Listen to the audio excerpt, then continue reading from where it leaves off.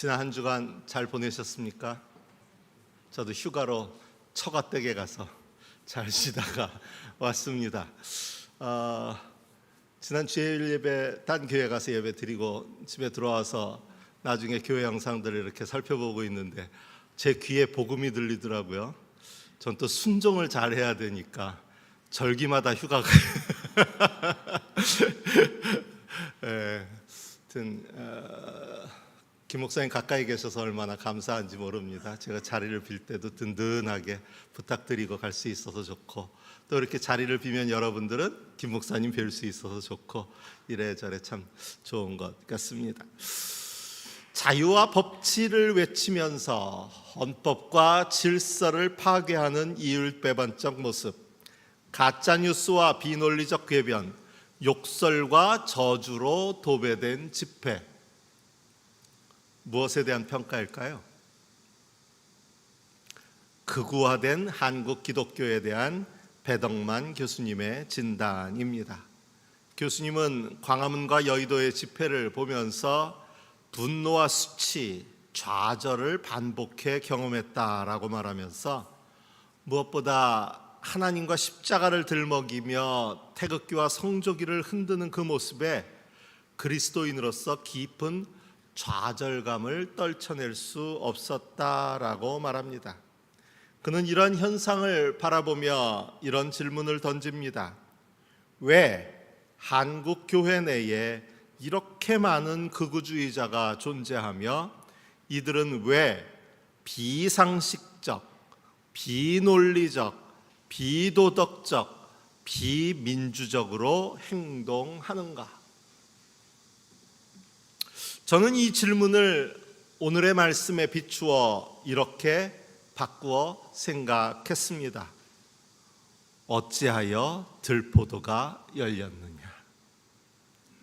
분명 하나님께서 이 땅에 복음의 씨앗을 뿌려주신 것은 그 선교사들의 피와 눈물과 심지어 목숨까지 바쳐가면서 이 땅에 복음의 씨앗을 뿌리셨을 때 그 복음의 씨앗은 좋은 포도나무 씨앗이었을 텐데 어찌 한국교회는 이렇게 들포도만 무성한 모습이 되었을까요? 그런데 이런 한국 기독교의 문제가 비단 몇몇 극우 교회들만의 문제일까요? 쉽게 표현해서 전광훈 목사만 없었으면 한국 교회가 건강했을까요?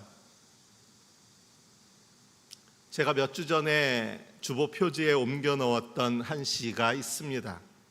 이성복님의 그날이라는 시입니다. 사실 이 시의 배경은 5.18 민주화 운동입니다. 그날 이 땅 광주에선 수많은 피눈물과 고통과 함성이 들려지고 있던 그날, 이곳 광주를 떠난 다른 지역에 살고 있는 우리들은 아무 일 없는 것처럼 일상을 살아내었다라는 이야기를 표현한 것이 바로 이 시의 배경입니다. 그런데 이 이야기를 오늘의 시대 상황에서 읽어도 그 울림은 여전합니다. 특히 그 마지막 구절입니다. 집에 가서 한번 주보 모아놓으신 게 있다면 그 시를 다시 한번 보셔도 좋을 것 같은데요. 그 마지막에 이런 구절이 나옵니다. 모두 병들었는데 아무도 아프지 않았다. 제가 제주에 있을 때예요. 감귤철이면 농사짓는 교인들이 큰 컨테이너에 귤을 한가득 담아가지고는 교회 친교실에 가져다 놓습니다. 누구라도 편히 먹으라는 그런 의도입니다. 감귤을 좋아하는 저로서는 그야말로 땡 잡았다 싶은 심정이었습니다. 언제든지 제가 원하면 친교실 가서 한 바구니 퍼다가 사무실에서 그거 까먹으면서 있을 수 있으니까 얼마나 신났겠습니까? 그런데요, 그때는 참 좋았는데 얼마 지나지 않아 그 감귤 컨테이너가 저한테는 골칫덩이가 됐습니다. 왜 그럴까요? 한 주가 지나니까 그 안에서 상한 감귤이 발견되기 시작하고 이것을 제때 솎아내지 않으면 다른 귤들까지 다 상하게 되고, 그렇게 되면 주일날 그 귤 갖다 나온 교인이 얼마나 섭섭하겠어요. 애써 농사 지은 귤인데 목사가 돌보지도 않아가지고 귤 다 썩도록 내비뒀다 그럴 거 아니에요. 벌레는 또 얼마나 그렇게 날진지요. 그래서 매일같이 들러서 혹시 상한 거 없나, 혹시 상한 거 없나 솎아내는데도 여전히 하나 두 개씩은 꼭 상한 것이 생겨서 그 안에 들어가 있더라고요. 누구 하나라도 아프다고 신음하지 않으면 결국은 그대로 모두 다 상해 버리고 맙니다. 저는 오늘 교회의 모습이 바로 이런 모습이지 않을까 싶습니다. 모두 병들었는데 아무도 아프다고 인정하고 신음하지 않으면 그대로 병들어 죽어가고 어느 순간 모두가 들포도가 되어 버립니다. 오늘의 복음서 말씀은 이런 배경을 상상하며 읽어야 합니다. 그렇지 않고서는 평화가 아니라 분열을 일으키러 오셨다는 이 예수님의 말씀이 바르게 이해되지 않습니다. 오히려 가정의 파탄을 가져오는 이단들의 구실이 될 뿐입니다. 믿음을 바르게 따르려면 너희가 부모님이 떠나야 되고 부모님과 반목하게 되는 것이 당연한 일이다 라고 얘기하는 구실거리가 될 뿐이라는 이야기입니다. 주님께서 오늘 던져주시는 평화가 아니라 분열을 주러 왔다라는 이야기는 믿음의 본질에 대한 도전입니다. 입으로는 믿음을 말하고 하느님을 말하면서 정작 세상의 가치를 추종하며 그 노예가 되어 살아가는 이들에 대한 간절한 외침입니다. 한 목사님이 믿음에 대해서 사람들이 말하는 믿음과 성경이 말하는 믿음을 구분하셨습니다. 사람들이 말하는 믿음은 대부분 열심히 신앙생활을 하면 복을 받을 것이라는 믿음, 착하게 살면 좋은 일이 생길 것이라는 믿음, 교회에서 인정받으면 사회에서도 성공하리라는 믿음, 그리고 내 믿음의 크기와 열정에 따라 하나님의 응답이 달라질 것이라는 믿음이라고 정의합니다. 가만히 들어보면 맞지 않나 싶지 않으십니까? 그치? 열심히 믿으면 모든 것이 잘 되고 잘 신앙생활하면 복을 받는다. 맞는 거 아닌가 생각하게 됩니다. 참 좋은 이야기지요. 그런데 이런 믿음 구조 때문에 교회 내에 문제가 생깁니다. 어느 순간 질병이 걸리고 사업에 어려움을 겪게 되고 자녀들이 학업에서 좋은 대학을 진학하지 못하면 우리는 너무 쉽게 믿음이 부족해서 그래, 신앙생활 열심히 안 해서 그래, 오히려 정죄의 도구가 되어 버립니다.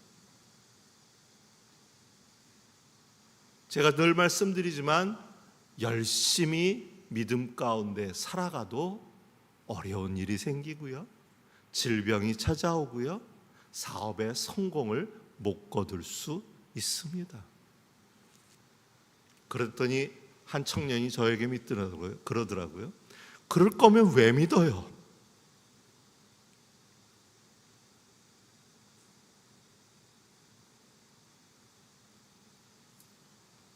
믿음의 기준이 어느 순간부터 투자가 되어버리고 보험이 되어버린 현상입니다.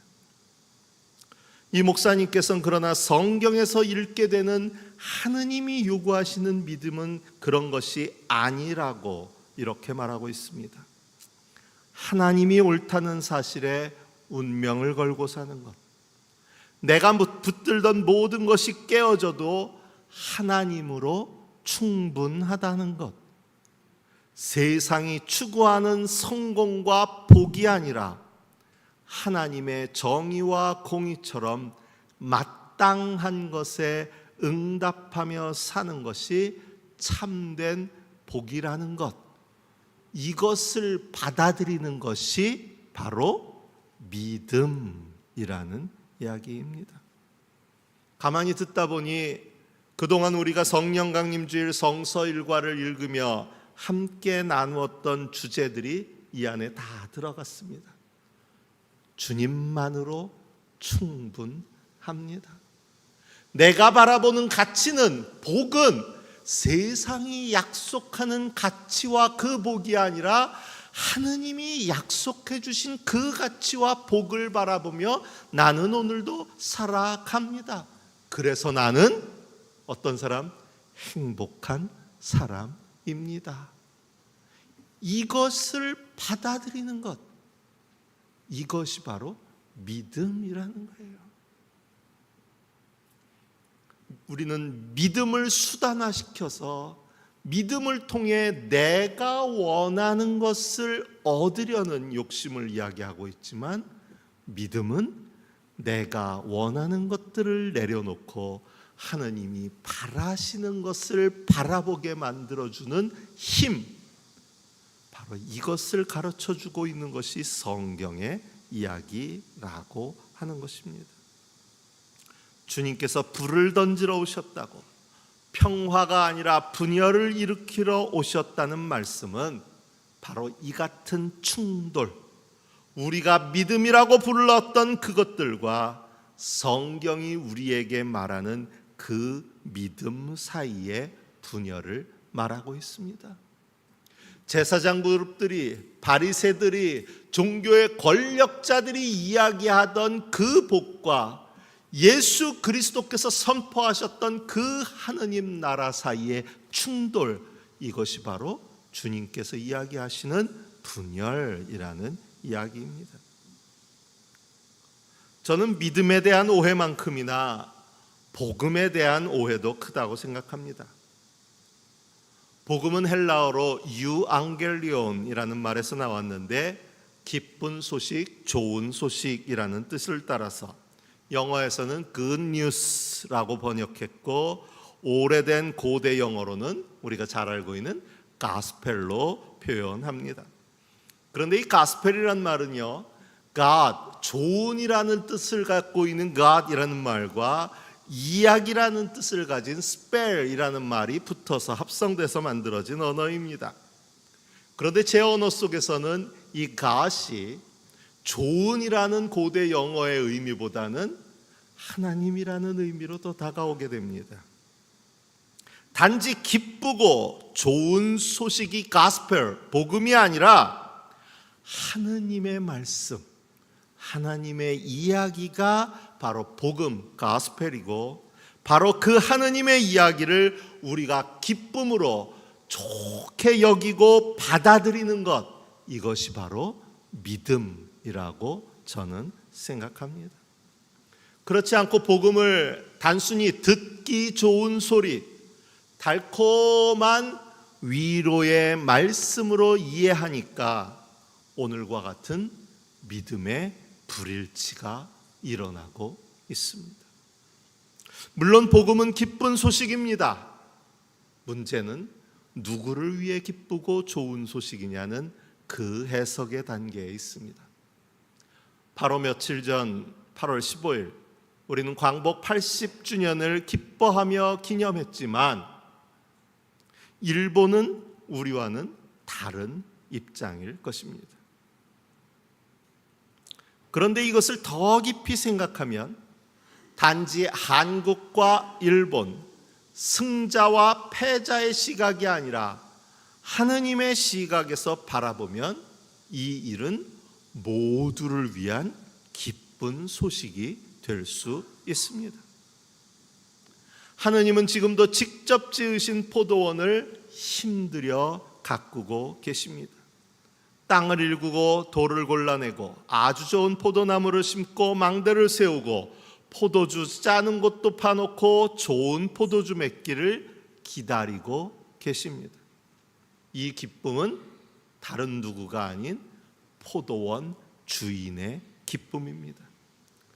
그런데 정작 이스라엘과 유다 백성, 포도나무여 포도나무 가지인 그들은 자기들의 주인인 포도원 주인의 기쁨을 생각지도 않고 그저 자기들 보기에 좋은 것, 악행과 사륙과 패악질만 일삼았을 뿐입니다.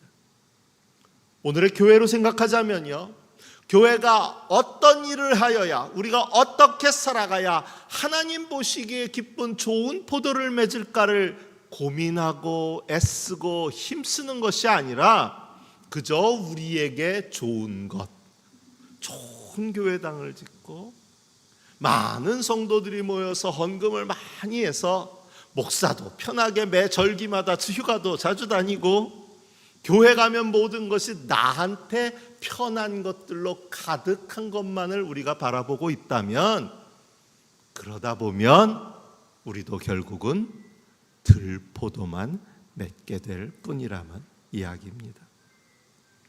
A.W. 토저가 쓴 세상과 충돌하라 라는 책이 있습니다. 그가 교회의 개혁을 주장하면서 이 책에서 핵심적으로 말하고 있는 내용은 편안함을 위해서 세상과 적당히 타협하지 말고 당당하게 맞서고 시대를 초월하는 진리를 전해주는 말씀의 길을 걸어가야 한다라는 것입니다. 그는 하느님과 동행하는 삶은 세상과 충돌할 수밖에 없다라고 말합니다. 왜냐하면 하느님의 길과 세상의 길은 함께 나란히 갈 수 없기 때문이라는 것입니다. 그래서 저자는 독자들에게 그리스도인들이여 무릎 꿇고 세상을 흉내내지 말라라고 권면합니다.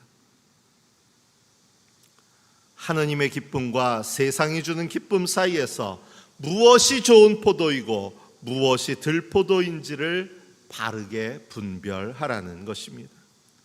이렇게 세상과 충돌하며 들포도가 아닌 좋은 포도를 맺기 위해 힘쓰며 살아가는 힘, 이것이 바로 성경이 말하고 있는 믿음입니다. 히브리서 11장은 흔히 믿음장이라는 별칭을 가지고 있습니다. 스포츠 종목마다 명예의 전당, 홀 오브 페임이라는 것을 만들고 그것에 입회하는 것을 최고의 명예로 여깁니다. 어쩌면 히브리서 11장이야말로 믿음의 사람들에게는 이런 명예의 전당이 아닐까 생각하게 됩니다. 믿음의 영역에서 역사의 한 획을 그은 사람들의 명단이 기록되어 있습니다. 그런데 그들에 대해 성경은 세상은 이런 사람들을 받아들일 만한 곳이 못 되었습니다 라고 말합니다. 저는 이 부분만큼은 개역 성경의 번역이 더 좋습니다. 이런 사람은 세상이 감당하지 못하느니라. 그런데 제가 명예의 전당이라고 표현은 했지만 사실 성경이 증언하는 믿음의 사람들은 그들의 생애에 영광을 받았던 이들, 명예를 얻었던 사람들이 아닙니다. 세상이 감당하지 못한 것이 아니라 세상이 그들을 차별하고 억압하고 배척했다는 것이 더 옳은 표현일 것입니다. 그들이 겪어야 했던 핍박이 우리가 읽은 말씀에 기록되어 있는데 현대어로 번역한 새한글 성경이 더 그들의 처지를 실감하기에 좋은 것 같습니다. 그들은 놀림과 채찍질을 당하기도 했습니다. 묶여서 감옥에 갇히기도 했습니다. 돌로 침을 당하기도 했습니다. 톱질을 당하기도 했습니다. 칼로 죽이는 죽음을 당하기도 했습니다. 그러면서 궁핍도 겪고 억압을 당하기도 하고 괴로움을 당하기도 했습니다. 그들은 외딴 곳들에서 이 산 저 산에서 동굴들에서 땅에 갈라진 틈새들에서 헤매고 다녔습니다. 사실 세상이 감당하지 못하는 일이라고 했지만 너무나 굳건했던 세상이라는 벽 앞에서 바위에 던져진 달걀처럼 살아갔던 사람들이 바로 이 사람들입니다.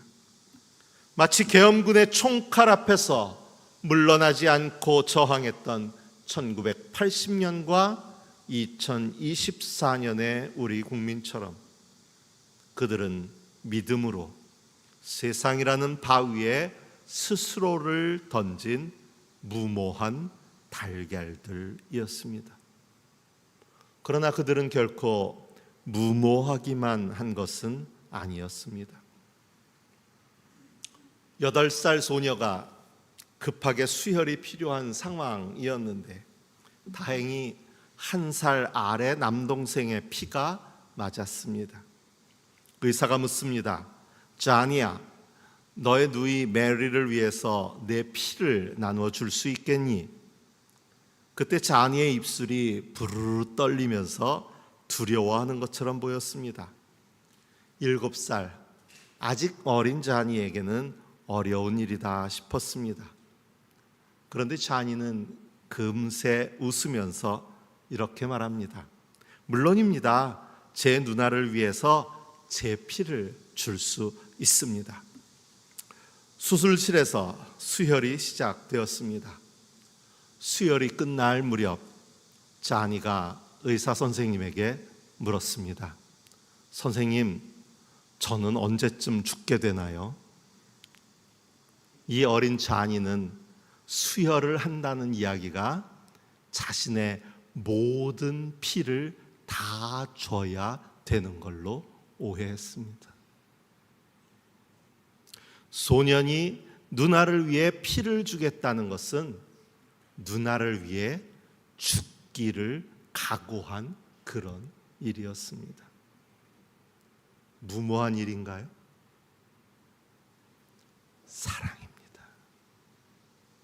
왜 그들은 믿음의 사람으로 기록된 그 사람들은 죽을 줄 뻔히 알면서도 아무런 명예도 얻지 못하고 아무런 영광도 얻지 못하고 아무런 자기들이 세상에서 약속했던 복도 얻지 못하는 그 길을 그리도 꾸역꾸역 걸어갔던 것일까요? 어쩌면 오늘 성가대가 들려준 그 찬양을 그들의 마음속의 고백으로 갖고 있었기 때문이 아닐까요? 내 안에 가장 귀한 것 예수님뿐이라. 그 믿음이 있었기에 그 가장 귀한 것을 소유한 사람들이었기에 비록 굶주린다 해도, 비록 병약하여 죽어갈 수밖에 없다 해도, 비록 옥에 갇혀 심지어 톱에 썰림당하며 죽는다 하여도 그 길을 외면할 수 없었던 것입니다. 이것이 바로 세상에 던져진 달걀과 같았던 그들의 믿음이었습니다. 그리고 이 믿음 때문에 세상은 그들을 감당할 수 없었습니다. 그들이 처음부터 영웅이었기 때문이 아닙니다. 그저 처음 모든 절망 속에서도 끝까지 버티며 믿음으로 희망을 놓지 않았고, 그들의 육신과 삶이 깨어질지언정 예수 그리스도만큼은, 이 믿음의 길만큼은, 하느님만큼은 포기하지 않았기에 그들은 믿음의 영웅이 된 줄로 믿습니다. 그런데 성경은 그들이 믿음으로 말미암아 훌륭한 사람이라는 평판은 받았지만 약속된 것은 받지 못한 사람들이라고 말하고 있습니다. 그들에게는 약속은 있었지만 믿음의 실증은 없었다는 것입니다. 그런데도 그들은 믿음을 지켰습니다. 그들에 비한다면 감사하게도 우리에게는 믿음의 창시자요 완성자인 예수 그리스도의 부활이라는 분명한 믿음의 실증이 이미 있습니다. 그런데도 여전히 믿음의 길 앞에서 머뭇거리기만 한다면, 믿음으로 살아가지 못한다면 주님은 오늘 우리에게도 또다시 물으실 것입니다. 어찌하여 들포도가 열렸느냐? 믿음이란 결국 살아냄으로 드러나는 능력이라는 글을 읽었습니다. 그저 예배드리면서 아멘 하는 것이 아니라 내가 살아냄으로써 내게 진짜 믿음이 있다는 것을 나타내는 그것이 바로 믿음이라는 거예요. 주님께서 우리에게 선물로 주신 이 믿음을 살아냄으로써 들포도가 아니라 좋은 포도를 맺어가는 저와 여러분, 우리 고백교회가 되기를 바랍니다. 세상이 감히 감당하지 못할 믿음의 사람, 우리가 그런 사람이 되어지기를 소망합니다. 주신 말씀을 마음에 새기며 묵상합니다.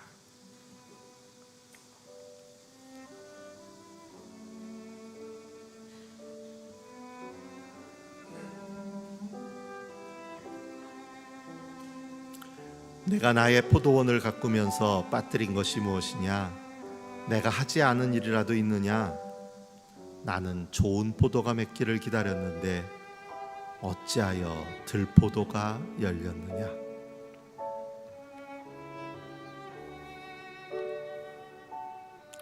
믿음의 창시자요 완성자이신 예수를 바라봅시다.